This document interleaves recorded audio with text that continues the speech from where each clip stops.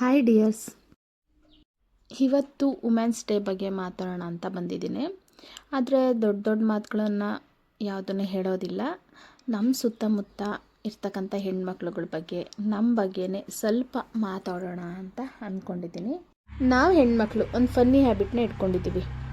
ಮನೆಯಲ್ಲಿ ಯಾರಿಗಾದ್ರೂ ಹುಷಾರಿಲ್ಲ ಅಂತಂದರೆ ಅಯ್ಯೋ ಡಾಕ್ಟರ್ ಹತ್ರ ಹೋಗೋಣ ಬನ್ನಿ ಅಂತ ಅಂತಿರ್ತೀವಿ. ಅವರಿಗಿಂತ ಜಾಸ್ತಿ ಹುಷಾರಿಲ್ದಿರೋದು ನಮಗೆ ಆಗಿರುತ್ತೆ ಆ ಟೈಮಲ್ಲಿ. ಮತ್ತು ಮಕ್ಕಳು ಊಟ ಮಾಡಿಲ್ಲ ಅಂದರೆ ಫಸ್ಟ್ ಊಟ ಮಾಡಿರಿ ಅಂತ ಊಟ ತಿನ್ನಿಸ್ತಾ ಇರ್ತೀವಿ. ಗಂಡ, ಅಪ್ಪ, ಅಮ್ಮ, ಮಕ್ಕಳು, ಅತ್ತೆ, ಮಾವ ಯಾರಿಗೆ ಹೆಲ್ತ್ ಏನಾದರೂ ಪ್ರಾಬ್ಲಮ್ ಆದರೂ ನಮಗೆ ಏನೋ ಪ್ರಾಬ್ಲಮ್ ಆಗಿದೆ ಅನ್ನೋ ಥರ ಆಡ್ತಾ ಇರ್ತೀವಿ. ಆದರೆ ನಮ್ಮ ಹೆಲ್ತ್ ಅಂತ ಬಂದಾಗ ಇರಲಿ ಬಿಡು, ನಾಳೆ ನೋಡೋಣ, ಇವಾಗ ಟೈಮ್ ಇಲ್ಲ ಅಂತ ಮುಂದಕ್ಕೆ ಆಗ್ತಾನೆ ಇರ್ತೀವಿ. ಆನೆಸ್ಟ್ಲಿ ನಾವು ಎಲ್ರಿಗೂ ಪ್ರಯಾರಿಟಿ ಕೊಡ್ತೀವಿ, ಆದರೆ ನಮ್ಮನ್ನು ನಾವು ಲಾಸ್ಟ್ ಪ್ರಯಾರಿಟಿಯಾಗೆ ಮಾಡ್ಕೊಂಡಿರ್ತೀವಿ ಅಲ್ವಾ.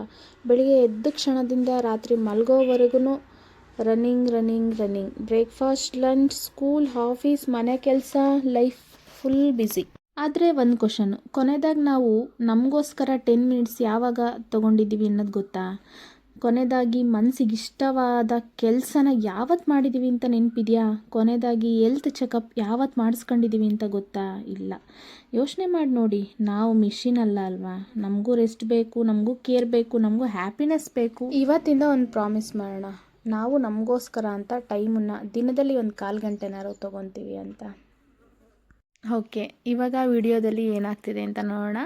ನಮ್ಮನೆಯವರು ಬೆಳಿಗ್ಗೆನೇ ಹಸುಗಳಿಗೆ ಸ್ನಾನ ಮಾಡಿಸ್ತಿದ್ದಾರೆ. ಮಕ್ಕಳುಗಳು ಕೂಡ ಸುಮ್ಮನೆ ಹೋಗಿದ್ದಾರೆ, ನಾವು ಸ್ನಾನ ಮಾಡಿಸ್ತೀವಿ ಅಂತ. ಇಲ್ಲಿ ನಾನು ಪಲಾವ್ ಮಾಡೋದಕ್ಕೆ ಒಂದು ಅರ್ಧ ಹೋಳಷ್ಟು ತೆಂಗಿನಕಾಯಿ ತುರಿ ಮತ್ತು ಒಂದು ಅರ್ಧ ಇಂಚಷ್ಟು ಶುಂಠಿ ಮತ್ತು ಸ್ವಲ್ಪ ಬೆಳ್ಳುಳ್ಳಿ, ಅಂದರೆ ಒಂದು ಬೆಳ್ಳುಳ್ಳಿ ಮತ್ತು ಒಂದು ಟೊಮೊಟೊ, ಒಂದು ಈರುಳ್ಳಿ ಮತ್ತು ಸ್ವಲ್ಪ ಕೊತ್ತಂಬರಿ ಸೊಪ್ಪನ್ನ ಹಾಕಿದ್ದೀನಿ. ಇಲ್ಲಿ ಏನು ನೀವು ನೋಡ್ತಿದ್ರಲ್ಲ ಈ ಪುಡಿ, ಇದು ಎಲ್ಲ ಮಸಾಲೆಗಳನ್ನು ಹುರಿದು ಪೌಡ್ರ್ ಮಾಡಿ ಇಟ್ಕೊಂಡಿರ್ತಕ್ಕಂಥ ಪುಡಿ. ಯಾಕಂದರೆ ಮಕ್ಳುಗಳು ಮಸಾಲೆ ಸಾಮಾನು ಹಾಗೆ ಹಾಕಿದ್ರೆ ಅದು ಮಕ್ಳುಗಳಿಗೂ ಇಷ್ಟ ಆಗಲ್ಲ, ನಾವು ತಿನ್ನೋದಿಲ್ಲ. ಹಾಗಾಗಿ ನಾನು ಈ ಥರ ಹುರಿದು ಪುಡಿ ಮಾಡಿ ಇಟ್ಕೊಂಡಿದ್ದೆ. ಅದನ್ನು ಸ್ವಲ್ಪ ಹಾಕ್ಕೊತಾ ಇದ್ದೀನಿ.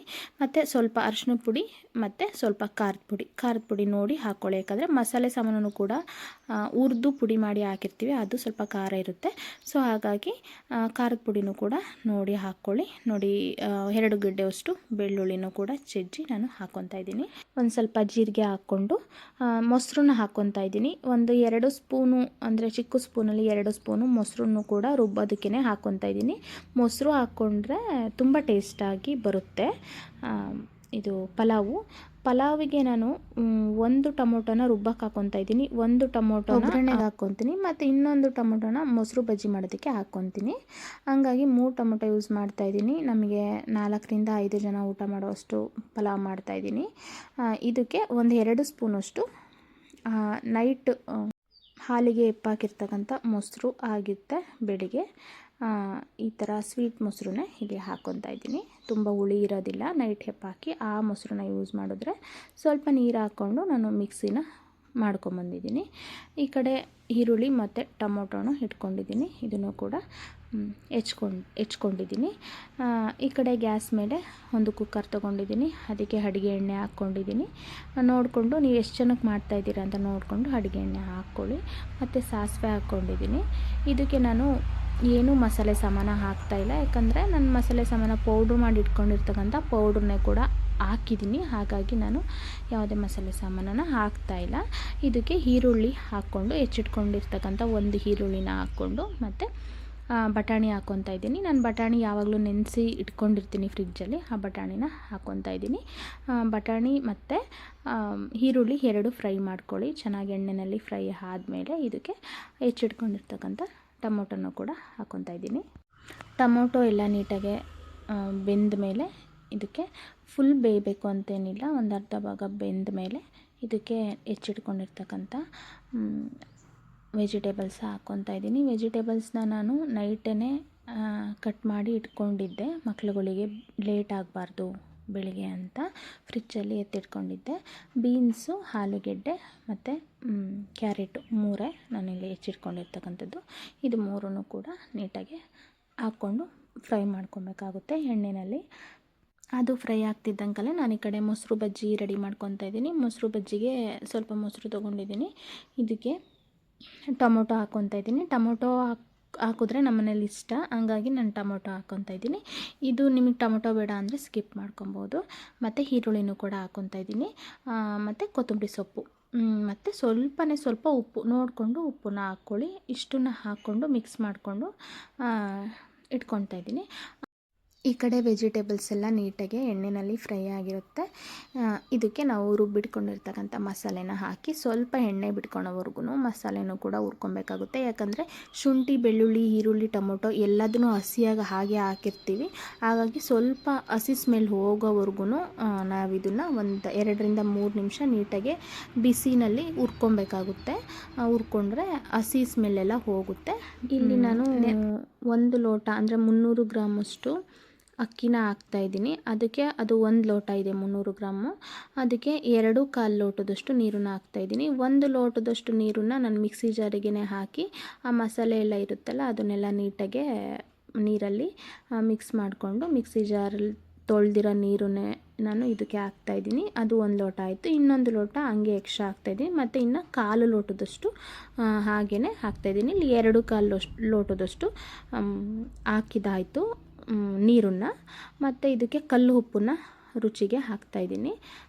ಕಲ್ಲುಪ್ಪು ಹಾಕಿದ್ರೆ ತುಂಬ ರುಚಿಯಾಗುತ್ತೆ, ಹಾಗಾಗಿ ಕಲ್ಲುಪ್ಪನ್ನ ಹಾಕ್ತಾಯಿದ್ದೀನಿ. ಇಷ್ಟು ಆಗಿದ್ದಾದಮೇಲೆ ಅಕ್ಕಿನ ತೊಳ್ಕೊತೀನಿ. ಅಕ್ಕಿ ತೊಳೆದಿದ್ದ ನೀರನ್ನು ನಾನು ಗಿಡಗಳಿಗೆ ಹಾಕ್ತೀನಿ.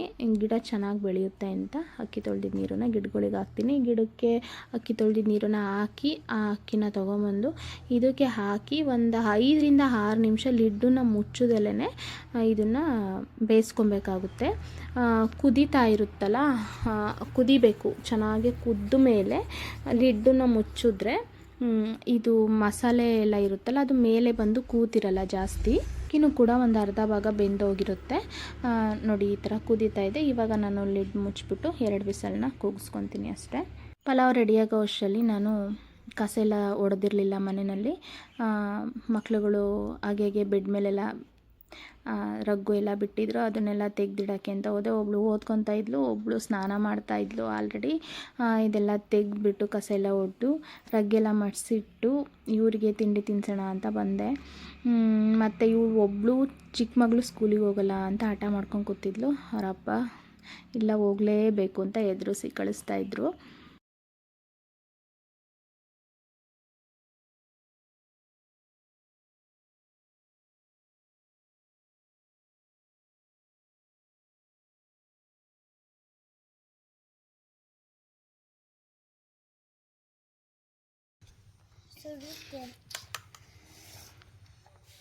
ಏನು ತಿರ್ಗು ಸುಡುತ್ತೆ ಮಮ್ಮಿ. ಅಮ್ಮ ಮೂಗತ್ರ ಫೋಟೋ ತೆಗಿಯಮ್ಮ. ಬರ ನೋಡು ಅಪ್ಪ ಅದ್ರೊಳಗೆ ಇಡಬೇಡ. ಸುಮ್ಮನೆ ತಿಂಡಿ ತಿನ್ಬೇಕು. ಸೇರಿಸಿಡಪ್ಪ. ಆಕೆ ಚಪ್ಪಲಿ ಆಯ್ತಲ್ಲ ಚಪ್ಪಲಿ ಬಿಟ್ಟು ಬಿಡ್ತೀನಿ ಈಗ.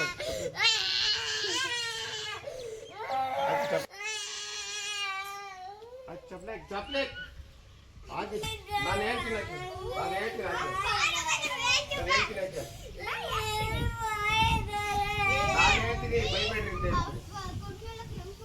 ಬೈಬೇಡ್ರಿ ನಾನು ಹೇಳ್ತೀನಿ ಅಂತ ಹೇಳ್ತಾ ಇಂತಾನೆ ಆಚೆ.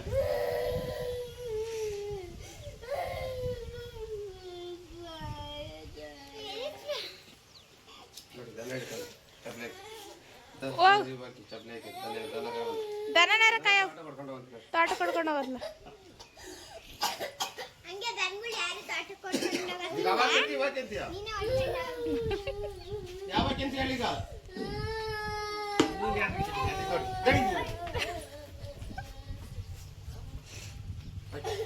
ಯಾವ ಯಾಕೆ ಬೇಗ ಯಾವ ಬೇಕು ನಿಂಗೆ? ಯಾವ ಬೇಕು ಹೇಳಿಗ? ದನ ಕಾಯಕ್ಕೆ ಹೋಗ್ತೀಯ ಇಲ್ಲ ಸ್ಕೂಲ್ಗೆ ಹೋಗ್ತೀಯ? ಅವಾಗಂದ್ರೆ ದನ ಕಾಯಿಗೆ, ಇವಾಗಂದ್ರೆ ಸ್ಕೂಲಿಗೆ. ಯಾವ ಹಾಕಿದ್ಯ ಹೇಳಿಗ? ಯಾವ ಹಾಕಿದ್ಯ? ಆಕೆ ಯಾವ ಬೇಕು ಅವ ಹಾಕಿಗ? ಆಯ್ತು ಬೇಗ ನಂತರ ಮಕ್ಕಳನ್ನೆಲ್ಲ ಸ್ಕೂಲಿಗೆ ಕಳಿಸಿ ನಾನು ಸ್ನಾನ ಮಾಡಿಕೊಂಡು ಪೂಜೆ ಮಾಡಿ ತಿಂಡಿ ತಿಂದು ಮತ್ತು ಮಧ್ಯಾಹ್ನಕ್ಕೋಸ್ಕರ ವೆಜಿಟೇಬಲ್ ಸಾಂಬಾರು ಮಾಡೋಣ ಅಂತ ವೆಜಿಟೇಬಲ್ ಸಾಂಬಾರು ಮಾಡೋದಕ್ಕೆ 2 ಕ್ಯಾರೆಟು, ಬೀನ್ಸು, 3 ಟೊಮೊಟೊ, 3 ಬದನೆಕಾಯಿ ತೊಗೊಂಡಿದ್ದೀನಿ. ಇದಕ್ಕೆ ಸ್ವಲ್ಪ ಸೊಪ್ಪನ್ನು ಕೂಡ ಹಾಕೋಣ ಅಂತ ಸೊಪ್ಪನ್ನು ಕೂಡ ತೊಗೊಂಡಿದ್ದೀನಿ. ಇದನ್ನೆಲ್ಲ ನೀಟಾಗಿ ನೀರಲ್ಲಿ ತೊಳ್ಕೊಂಡು ಹೆಚ್ಚಿಟ್ಕೊಂಡಿದ್ದೀನಿ. ತುಂಬ ಈಸಿ. ವೆಜಿಟೇಬಲು ಮತ್ತು ಸೊಪ್ಪು ಎರಡನ್ನೂ ಹಾಕಿ ಸಾಂಬಾರು ಮಾಡಿಬಿಟ್ರೆ ತಲೆನೋವೇ ಇರೋದಿಲ್ಲ. ವೆಜಿಟೇಬಲ್ ತಿನ್ನಲಿಲ್ಲ ಇವತ್ತು ಅನ್ನೋದು ಇರೋದಿಲ್ಲ, ಇವತ್ತು ಸೊಪ್ಪು ತಿಂದಿಲ್ಲ ಮಕ್ಳುಗಳಿಗೆ ಕೊಡಲಿಲ್ಲ ಅನ್ನೋಂಗೂ ಇರೋದಿಲ್ಲ, ಎರಡನ್ನೂ ಕೊಟ್ಟಂಗೆ ಆಗಿಬಿಡುತ್ತೆ. ಸೊ ಹಂಗಾಗಿ ನಾನು ಈ ಥರ ಸಾಂಬಾರು ಮಾಡಬೇಕಾದ್ರೆ ಸೊಪ್ಪು ಮತ್ತು ವೆಜಿಟೇಬಲ್ಸ್ ಎರಡನ್ನೂ ಹಾಕ್ಬಿಟ್ಟು ಮಾಡಿಬಿಡ್ತೀನಿ. ಇದಕ್ಕೆ ನಾನು ಮಸೂರ್ ದಾಲನ್ನು ಯೂಸ್ ಮಾಡ್ತಾಯಿದ್ದೀನಿ. ಬೇಳೆಗೋಸ್ಕರ ಮಸೂರ್ ದಾಲನ್ನು ಯೂಸ್ ಮಾಡ್ತಾಯಿದ್ದೀನಿ. ಅಂದರೆ ಕೆಂಪು ಬೇಳೆ ಅಂತಾರಲ್ಲ ಅದನ್ನು ಯೂಸ್ ಮಾಡ್ತಾಯಿದ್ದೀನಿ. ತೊಗರಿಬೇಳೆ, ಅವರೆಬೇಳೆ ಏನಾದರೂ ಯೂಸ್ ಮಾಡ್ಬೋದು. ಇದನ್ನೆಲ್ಲ ಹಾಕಿ ಉಪ್ಪನ್ನ ಹಾಕಿ ಬೇಯೋದಕ್ಕೆ ನೀರನ್ನು ಹಾಕ್ಕೊಂಡು ಬೇಯೋದಕ್ಕೆ ಎಷ್ಟು ಬೇಕು ಅಷ್ಟು ನೀರನ್ನು ಹಾಕ್ಕೊಂಡು ಲಿಡ್ ಮುಚ್ಚಿ ಬೇಯಿಸಿದ್ರೆ ಅರ್ಧ ಸಾಂಬಾರು ಮುಗ್ದಂಗೆ.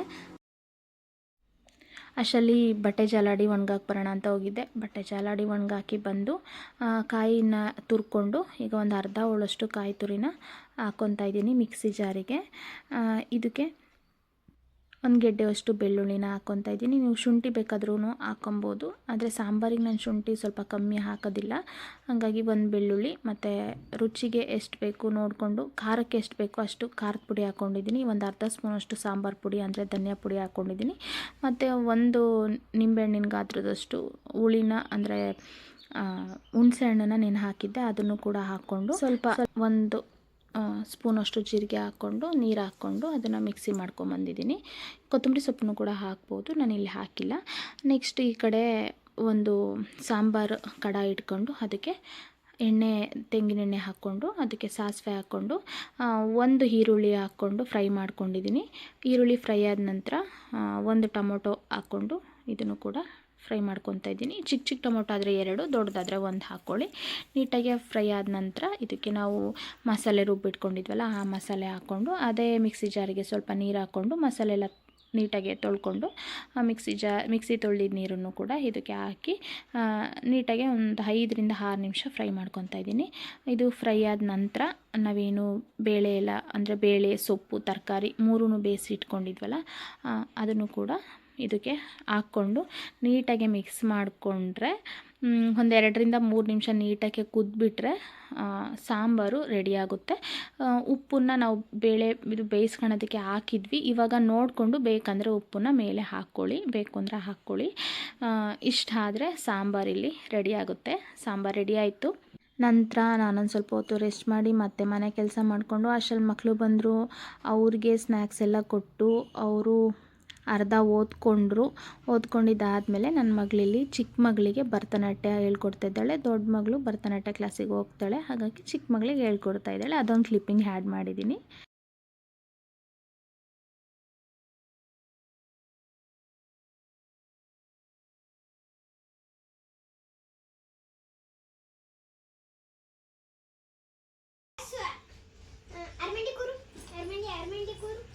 ಅಷ್ಟು ಹಂಗಲ್ಲ, ಅರ್ಮೆಂಡಿ ಕೂರು ಅರ್ಮೆಂಡಿ ಕೂರು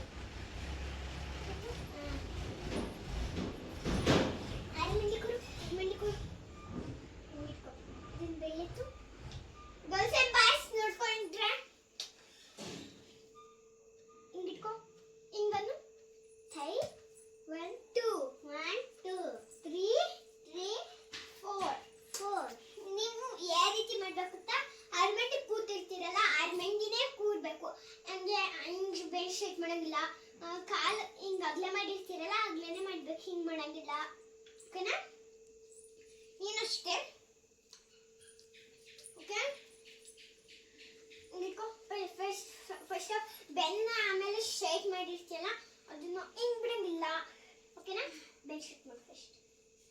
ಅರ್ಮೆಂಡಿ ಫಸ್ಟ್ ಬೆನ್ ಶೇಕ್ ಕಾಲು ಹಿಂಗೆ ಬರ್ತೀವಿ.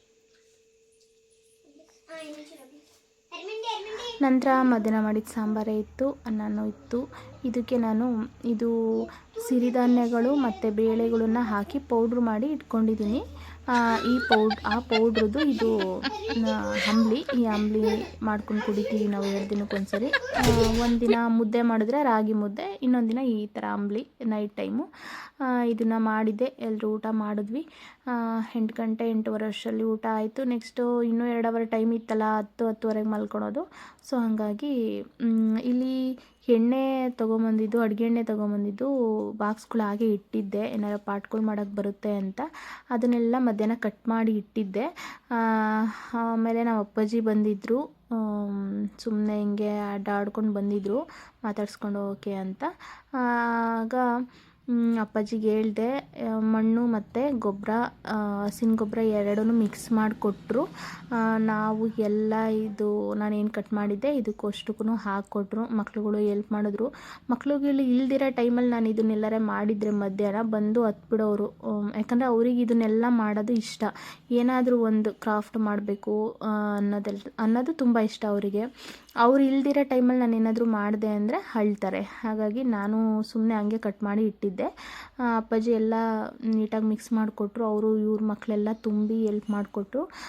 ಇದಕ್ಕೆ ನಾನು ಮೇಷದಲ್ಲಿ ಕೆಲವೊಂದೊಂದು ಸೀಡ್ಸ್ ತರಿಸಿದ್ದೆ, ಅದನ್ನು ಹಾಕೋಣ ಅಂತ ಐಡಿಯಾ ಮಾಡಿಕೊಂಡು ಮಾಡ್ತಾಯಿದ್ದೆ. ಆಮೇಲೆ ಪೇಂಟೆಲ್ಲ ಮಾಡಿದೆ ಇದಕ್ಕೆ. ಆವಾಗಲೇ ಕೂತ್ಕೊಂಡು 10:30 ಆಗೋಗ್ಬಿಡ್ತು ನಾನು ಪೇಂಟೆಲ್ಲ ಮಾಡೋ ಅಷ್ಟರಲ್ಲಿ. ಪೇಂಟು ನಾನು ಹೊರ್ಗಡೆಯಿಂದ ಏನು ತಂದಿಲ್ಲ, ಮನೆಯಲ್ಲೇ ಇದ್ದಿದ್ದು ಹಳೆಯದು ಪಳೆಯದು ಪೇಂಟೆಲ್ಲ ಸೇರಿಸ್ಬಿಟ್ಟು ನೀಟಾಗಿ ಮಿಕ್ಸ್ ಮಾಡಿ ಅದೇ ಪೇಂಟ್ಸ್ ಎಲ್ಲ ಹೊಡೆದು ಮಾಡಿದ್ದೆ. 10:30 ಆಗೋಗ್ಬಿಡ್ತು. ಆಮೇಲೆ ಇದು ವಿಡಿಯೋ ಮಾಡ್ತಿರೋದು ತುಂಬ ಹಿಂದಿನ ವಿಡಿಯೋ, ತುಂಬ ದಿನದ ಹಿಂದಿನ ವಿಡಿಯೋ.